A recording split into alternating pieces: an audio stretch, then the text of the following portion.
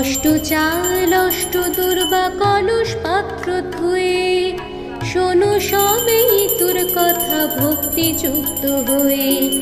ইতু দেন বর ধন ধান্যে পুত্রে পুত্রে ভরে উঠুক ঘর।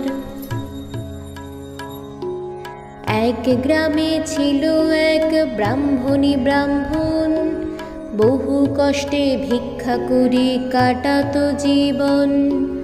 অন্য ঝুমন নামে তাদের দুই মেয়ে ছিল, পিঠে খেতে ব্রাহ্মণের মনে সাধ হলো।